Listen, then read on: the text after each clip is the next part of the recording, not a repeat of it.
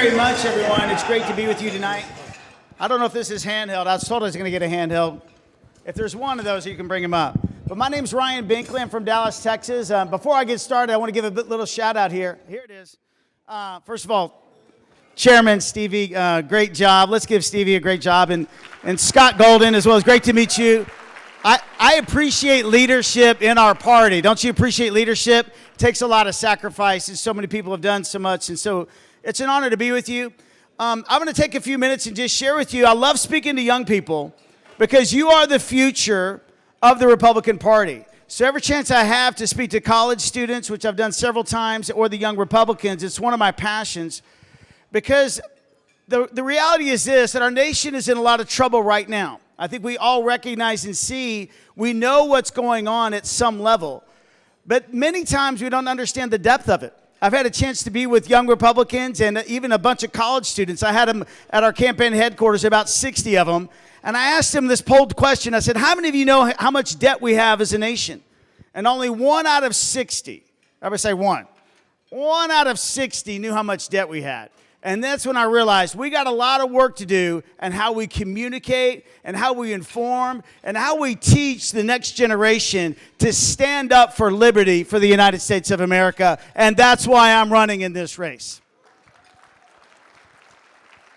I believe this at my core, that God created our nation. How many of you guys believe that? That God created our nation.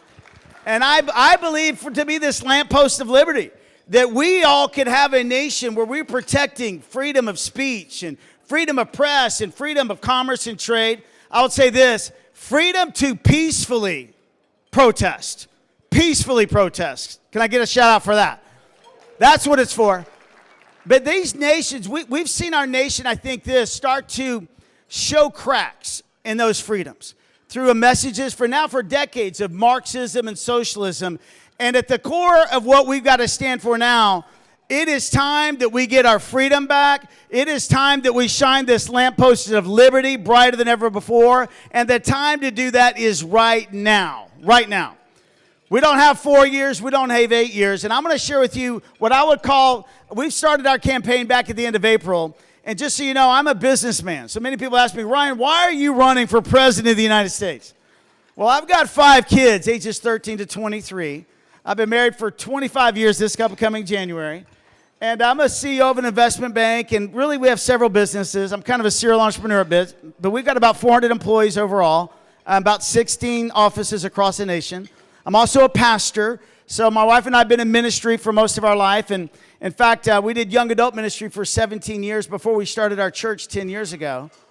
But I believe this, that there is a moment that we have right now to win our freedoms back. And I shared this message back in April, and I called it the way to freedom.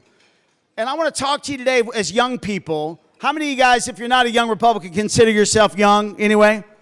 Come on, you're over 40, but you're young at heart. I'm 55, and I feel like I'm 35 most of the time. My brain thinks I'm 35, but my body is not quite there yet. But anyway, I called this message the way to freedom, and we had some young people that came up with this slogan, called the way to freedom, and they put up this hat. Now, George just looked down and said, don't do this, Ryan. I said, George, the way to freedom is so important for you guys to understand. Now, when people saw my hat, half the young people loved it, and half the people went, oh my gosh, Ryan, what are you doing? I'm like, what do you mean? I said, it stands for the way to freedom. I don't know what you're talking about. But this is a reality. If we lose our freedom and the ability to communicate to another generation of people how important it is that we keep it, we could lose it forever. So I'm going to give you 4 key things that I believe that I'm standing for, that we've got to fight for. And the first thing is your economic freedom. Our nation today, we know this, is $33 trillion in debt. That's not the worst news. The worst news is that we are $2 trillion in deficit this next year, and with no plan out, in the next 6 years, we're going to be $50 trillion in debt, and about 14% of our budget is going to be spent on interest payments. We don't have the money for that. So we print money, we borrow every dollar that we spend today. And in fact, and this is what's causing the spiraling inflation that we have. And so I'm running really for this reason. Because wage inflation over the last 30 years keeps up with about half of regular inflation. And we've all heard Bidenomics recently. We've heard our president say, hey, inflation's not that bad. And you know what they do is they remove the cost of gas, the cost of cars, the cost of rent, the cost of mortgages, which right now, mortgage payments are twice as much as they just were 2 years ago. So they remove the cost of food as well from these numbers. So unless you need to eat, sleep, drive, or go somewhere, you know, inflation's not impacting you so much. But the reality is we know that it is, and we've got to do something about it. And what we've done is we've met with a team of economists, and we've actually put together a 7-year economic plan to do something which hasn't been talked about really by any Republican in the last 30 years, and that's called balancing the budget. How many guys would like in the next few years to actually make the first principal payment on debt that we've had since the 90s? It's time that we do that again. We put together a plan to do that. But we can't do this, and this is the main crux of the plan, guys. We cannot do that unless I would say this, we solve we steal back, I would call this, the secret to socialism. You guys know what this secret to a socialist society is? How they're trying to tip America over into a socialism society? You know what it is?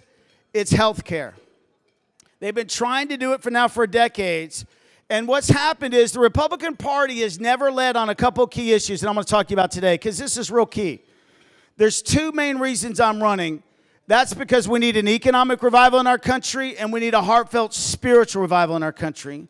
And when I mean spiritual revival, I mean love for our neighbor, the most hurting in society. And the Republican Party doesn't lead well in a couple of these areas. We haven't led well economically. And I'm not talking about goosing the stock market. We can do that as good as anybody. But until we balance the budget, and unless we do this, we're going to possibly leave the young Republicans in this room, and I want every young Republican to hold everybody here over 40 accountable to this. If we don't balance our budget soon, we're going to leave the young Republicans here with about $60 trillion in debt, and we can't just say, hey, we couldn't do it. I'm sorry. We're going to the lake now and retiring. Good luck. We can do better than that. Would you guys agree that we can do better than that? We have to.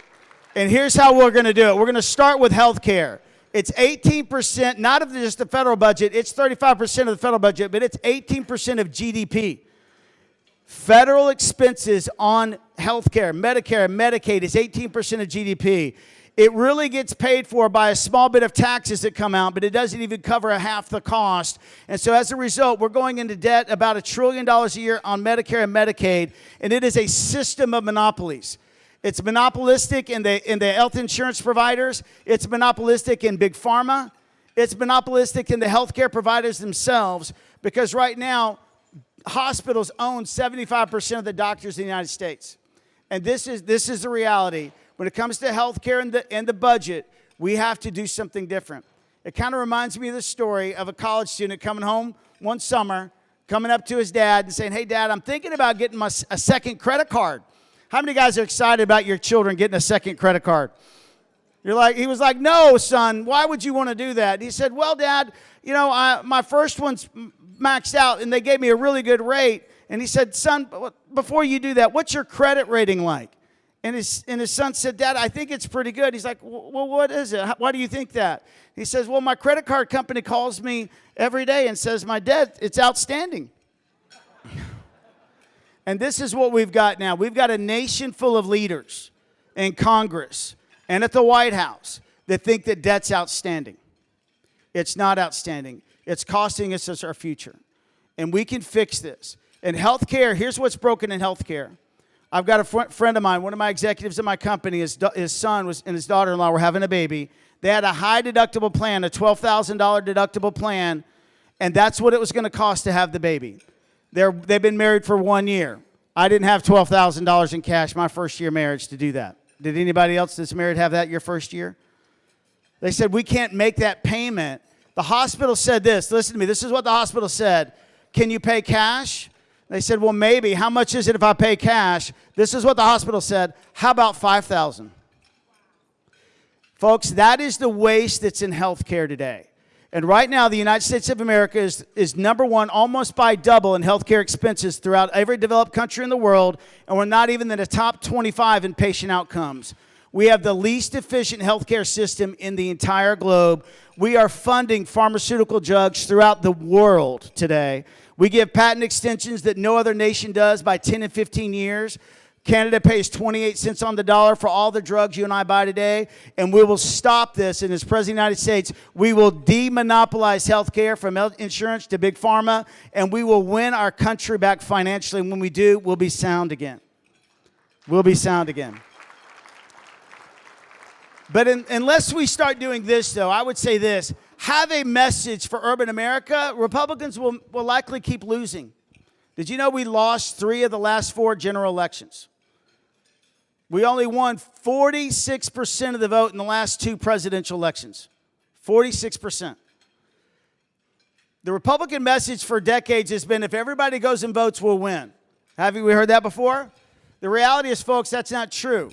We're outnumbered today. In fact, we lost 46 of the top 50 cities in the United States of America by population. And here's the reality. The Republican Party doesn't have a message or a messenger that's connecting the heart of the most hurting in urban America. And we've got to change that. Here's our messaging problem. Thank you. Here's our messaging problem. We are some of the most charitable people in the world. I know more, and all of you, I know, so please, and I think most of you agree, I know more charitable giving Republicans than any other group of people. But as a party, we're not known for that. We have a messaging problem, and our problem is this. We have a messaging problem that we don't care. That we don't care about the poor, that we don't care about the immigrant, and we don't care about a woman in a crisis pregnancy. And folks, I'm telling you, we can change that. And when we change that with wisdom economically, we can win the heart of our country back. So this is what I'm recommending we do. Thank you. This is what I'm recommending we do. 1 out of 6 children in urban America are reading at the 8th grade reading level. 1 out of 6. That's 15%. It's only about 35% across the nation. And about 35% are doing math proficiently as well. This is what I'm asking college students to do everywhere I go. I'm saying, listen to this. Abandon politics. By the way, they're not voting for us anyway. 70% of college students voted for Joe Biden in the last election. 65% of Gen Zers and millennials voted Democrat. We've got to win them back. So I'm saying, listen, abandon politics. But if you want to change the culture of America, if you guys want to touch base with college students and connect to their hearts, here's what I'm telling them to do. If you want to change the culture of America, join me in this movement to love your neighbor. Change the life of a child. And I'm asking college students to donate 5 hours a week. We spend 5 hours a day on our phone. We can give 5 hours a week and mentor a 3rd grader through the 5th grader on how to read. And when we do that, we will show them that we care. We'll show them that we love them. And they're going to know this, that somebody cared for me. And they're not going to ask what party we're from, whether we're Democrats or Republicans, because that's not the main issue. This is what they're going to know. That person wasn't from the government. And when we do this, we're going to have a chance to connect to them. It's time that we revitalize urban America through education. I'm recommending that we start vocational trades again. You know what? Not everybody's going to go to college, but we need to prepare people to come out of high school ready to have a family-supporting living wage. And it's time for us to show them a way to do that. And it's time for us to recognize that the goal in life is not to go to college just so the government can pay off your debt. I've showed college students time after time when they've asked me, I've asked them, would you like for us to pay off your debt? Everyone raised their hand until I talked to them about the consequences of it. And at the end of the day, they're all like, no, I don't want that. Because what that means is spiraling inflation 10 and 20 years from now, and that's what we're having today. So as we go through this journey, I'm recommending new solutions. Healthcare reform, a balanced budget. I'm recommending, I would call this a Republican alternative to socialism from urban America. And I'm actually saying this too, a real alternative for the border. Right now, we have Republicans at a standstill with the Democrats. Republicans want to secure the border. How many of you guys want to secure the border? Right? Democrats, they want to plan for some sort of plan for immigrants. They want to plan, and the two shall never meet. So as a result of this, 100,000 people are dying a year from fentanyl and narcotics coming through our southern border because we can't sit at a table and go, let's figure out a solution. We put together a plan.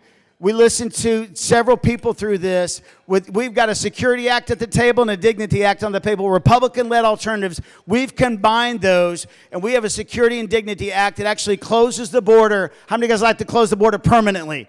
Not just the military, but I'm talking for the next 50 years, have a barrier wall, technology, and people. Our plan does that, and it allows this for those that want to work here and that we need to work here, worker registration plan for that. It gets rid of the millions of the people that come here, makes them go back that have come here under Biden's open border, but it solves this crisis once and for all. My plan is that in 50 years from now, we're going to have a secure border. It's not going to be dependent on whether Democrat or Republicans in the office, but we need to protect the sovereignty of our nation, and there's only one way to do it, and that's to fund it, and we can do that. It's time for real leadership again. And I'm telling you, the young Republicans, if you'll do this, if you'll protect the border, if you'll love your neighbor and dive into urban America, if you'll take hold of health care and quit letting that be socialistic, and you'll balance the budget, we can lead our country for the next 40 years. We can do it. I had a chance to visit with Governor Reynolds in Iowa one night, and I was traveling. You know, I've been to 99 counties in Iowa. So we've been working hard. We've been everywhere. We're the first to hit 99 counties. I think Governor DeSantis is doing that this weekend. And we've been going everywhere. But I was meeting with her one night, and I was the only Republican candidate set to speak that night. And we were driving to this little pizza ranch. They have these little pizza ranches all throughout these counties. They're basically restaurants where they open them up to Republican and Democrat presidents, except they're not going there now. But just to meet with people. So we're meeting with people, and we took a shortcut. And we wound up on a dirt road, and it had rained, and we got stuck in the mud. We went over this hill, and we went up a hill, and we slid back down in a ditch. And I was in a suit like this, and bottom line, I was this much in mud. And if a tow truck had been right there, we wouldn't have been able to get out.